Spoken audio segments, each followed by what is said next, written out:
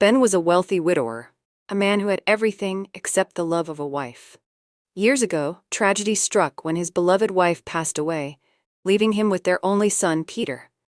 Ben devoted his life to raising Peter, pouring all his love and energy into their bond. Over the years, their relationship grew unshakable, built on love, trust, and countless shared moments. No matter how busy Ben's schedule was, he always made time for Peter. Despite running multiple businesses, he never missed an opportunity to sit down with his son. They would share stories about their struggles, crack jokes, and laugh until their sides ached. It was in these moments that their connection deepened, creating a bond so strong it felt as though nothing could break it. Peter admired his father's wisdom and compassion, and Ben took pride in the man Peter was becoming. To outsiders, they were more than father and son. They were inseparable companions. However, beneath Ben's cheerful demeanor was a hidden worry that gnawed at him daily. Peter was growing older, and Ben knew the time would come for him to marry. The thought of Peter bringing a woman into their home filled Ben with mixed emotions. On one hand, he longed to see his son happily married, but on the other, he feared that the wrong woman could shatter their close bond. Ben didn't want just any woman for Peter. He wanted someone who would love Peter for who he was, respect their family values, and manage their wealth wisely. Not an extravagant or self-centered woman who would bring chaos into their lives. Late at night, as Ben lay in bed, these thoughts would creep into his mind, keeping him awake. How could he ensure Peter would marry the right woman? How could he find someone who would fit perfectly into their family without causing division? Ben pondered these questions over and over, hoping for a solution. Meanwhile, Peter was wrestling with his own worries. He was a thoughtful young man, deeply aware of his father's concerns. He shared his father's dream of finding the right woman, but his vision went even further. Peter wanted a woman who could bring warmth and unity into their home. A woman who could be a mother figure, filling the void left by his late mother. He wanted a wife who would cherish his father as much as she cherished him, someone who would strengthen their bond, rather than tear it apart. But finding such a woman seemed like an impossible task. Late at night, Peter would lie in his room staring at the ceiling. While the world around him slept, his mind raced with thoughts of how and where to find this exceptional woman. He imagined different scenarios, wondering if she would appear in the most unexpected place or if he would have to search far and wide to meet her. The thought consumed him so much that even during the day, he would find himself distracted, lost in his own world. Both father and son, though united in their love and bond, carried the same burden in their hearts. They wanted to bring someone into their lives who would bring joy, harmony, and completeness to their family. But how?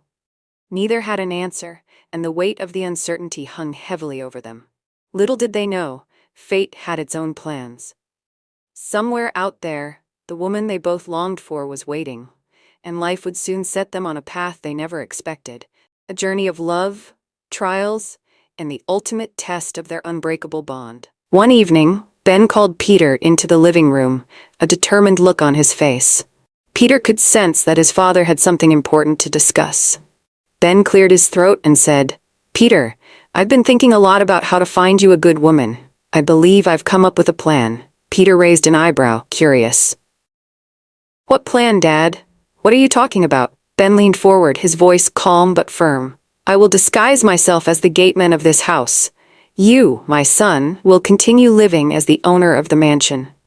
I'll observe every woman you bring here closely, and I'll be the one to judge their character based on how they treat me. Trust me, Peter. This plan will help us find a good woman who truly deserves to be part of our family." Peter was surprised by his father's idea. At first, he wasn't sure if Ben was serious, but as his father explained further, Peter began to see the wisdom in the plan. After some thought, Peter smiled and said, "All right, Dad, I'll trust your instincts. Let's do it." The next day, Ben traded his sharp suits for a simple uniform, complete with a cap that made him look like an ordinary gateman. He stationed himself at the gate, ready to play his role, while Peter prepared to meet potential candidates. The arrival of Imelda. A week later, Peter brought home a lady named Imelda. She was a working-class woman with an air of confidence, As Peter drove through the gate, Imelda leaned back in her seat and said, "Who's that slow gateman? He's useless. I had to honk twice before he even bothered to open the gate. What's wrong with him?" Ben, now playing the part of the gateman, hurriedly opened the gate with an apologetic smile. "I'm sorry, ma'am. I didn't hear the horn on time. It won't happen again." Imelda frowned and snapped, "It better not. If you keep this up, I'll tell my fiancé to fire you. This is unacceptable." Ben nodded humbly, suppressing his emotions. Peter, who heard everything, remained silent but took note of Imelda's attitude. He decided to observe her further. The next morning, as Peter and Imelda prepared to leave the house, Imelda shouted, "Ben, open the gate, we're leaving." Ben rushed to the gate, but he was a little late as he had been tending to another task. When Imelda saw him approach, her face twisted in anger. "What is wrong with you? Didn't I warn you yesterday not to delay when I call? You're such a useless man." Before Ben could respond, Imelda raised her hand and slapped him hard across the face. Peter froze, his heart pounding. He couldn't believe what he had just witnessed. He watched as Ben, ever humble, bowed his head and mumbled an apology. But Peter couldn't stay silent any longer. "No, Imelda, you don't get to treat him like that," he shouted. His voice was firm, filled with anger and disappointment. Imelda turned to Peter, startled. "Peter, I was just teaching him a lesson. He needs to learn to do his job properly." Peter shook his head, his expression cold. "That's no excuse for slapping someone, Imelda. I don't like the way you treat people. You're harsh, disrespectful, and cruel. I can't be with someone like that. I'm done with you." Imelda's face fell. She hadn't expected Peter to react this way. "Peter, please, I'm sorry. I'll be better, I promise," she pleaded. But Peter stood his ground. "It's too late, Imelda. This isn't about one mistake. It's about who you are as a person. I can't have someone like you in my life." Imelda begged, but Peter remained firm. He walked her to the car and said goodbye, refusing to let her mistreatment of others go unnoticed. After Imelda left, Peter found his father sitting at the gate, still in his uniform. "Dad, I'm so sorry for what happened," Peter said, his voice filled with regret. Ben smiled and shook his head. "You don't need to apologize, Peter. This is why we're doing this. To see people for who they really are. I'm proud of you for standing up for what's right." Peter nodded, feeling a sense of relief and pride. He knew they had made the right decision to test the women who entered their lives. And though this encounter had been unpleasant, it only strengthened Peter's resolve to find the right woman.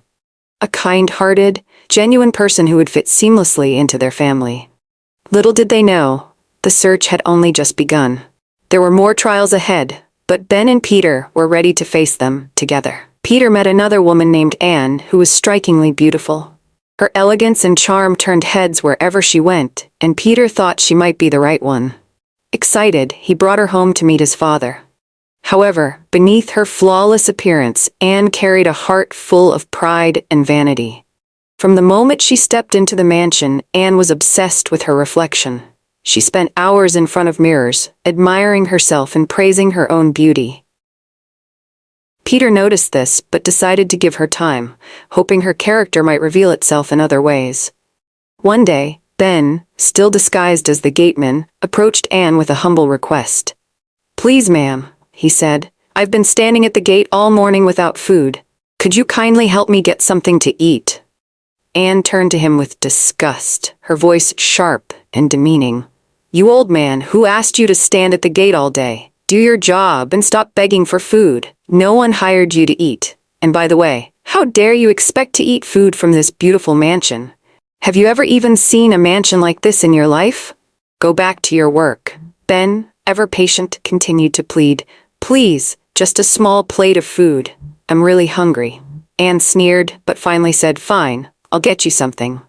Ben waited, grateful that she seemed to have softened, but his relief was short-lived. Anne returned, not with food, but with a bucket of water. She ordered Ben to kneel, and when he did, she poured the entire bucket over his head, soaking him from head to toe. Peter, who had witnessed the entire scene from a distance, was furious. He stormed over, his face red with anger. "Anne, that's enough. How dare you treat him this way?" Anne tried to explain, but Peter cut her off. "You have no respect for anyone. I can't believe I ever thought you could be a part of this family. Get out of my house and don't ever come back." Anne begged for forgiveness, but Peter stood firm. He escorted her out, slamming the door behind her. Ben watched silently, proud of his son's strong sense of justice and decency. A few weeks later, a young woman named Rose came to the mansion, seeking a job as a cook and cleaner. Rose was a humble and kind-hearted woman who carried herself with grace despite her simple background. She explained to Peter and Ben that she was an orphan and had been taking care of herself since her parents died when she was young. "I'm so grateful for this job," she said earnestly. "I promise I won't let you down." Peter and Ben agreed to hire her, and from the very first day, Rose proved to be hard-working and compassionate. Unlike the others, she treated Ben, whom she believed to be the gateman, with the utmost kindness. She would often sit with him at the gate, sharing stories about her life and asking about his. "Sir, I don't like seeing you working so hard," she once said. "If it's okay, I'd like to take over your duties sometimes so you can rest. You've done enough." Ben was touched by her words. It wasn't just what she said, but the sincerity in her voice that moved him. Rose was unlike anyone he had met. She respected everyone, regardless of their status, and her genuine kindness shone through in every action. One day, as Rose returned from the market, she walked into the mansion and froze. There, sitting in the living room, were Peter and Ben, dressed in elegant clothes and looking nothing like their usual selves. Confused and shocked, Rose stood speechless. Peter smiled and motioned for her to sit. "Rose, there's something we need to tell you," he began. Ben continued. "All this time, I've been pretending to be the gateman, and Peter has been playing the role of the mansion's owner. We did this to test the character of the women who entered our lives. We wanted to find someone who is kind, compassionate, and genuine. And Rose, you've proven yourself to be all those things and more." Rose was overwhelmed. "You mean, this was all a test?" "Yes," Peter said, taking her hand. "And you passed. You're everything we've been looking for, Rose. I've come to care for you deeply, and I would be honored if you'd agree to be my wife." Tears filled Rose's eyes. She had never imagined this moment, and yet, it felt like a dream come true. She nodded, unable to find the words, and Peter embraced her warmly. Peter and Rose's wedding was a grand celebration filled with joy and love. Rose quickly became a beloved part of the family, bringing warmth and harmony into their home. She treated Ben like a father, and cared for him with the same kindness she had shown when she thought he was just a gateman. Ben, at last, felt at peace. He knew his son had chosen a woman who would protect their bond and manage their wealth wisely. Rose brought a sense of balance and love that made their family whole. 1. True character is revealed in how we treat others, especially those who appear to be in humble positions. 2. Kindness, humility, and respect are the qualities that truly matter in life and relationships. 3. Wealth and beauty are temporary, but a good heart creates lasting happiness. Thank you message. Thank you for following this journey. Always remember to treat others with kindness and never judge anyone by their appearance or status. True beauty lies within the heart. Stay tuned for more stories, and may you always find joy and inspiration in life's lessons.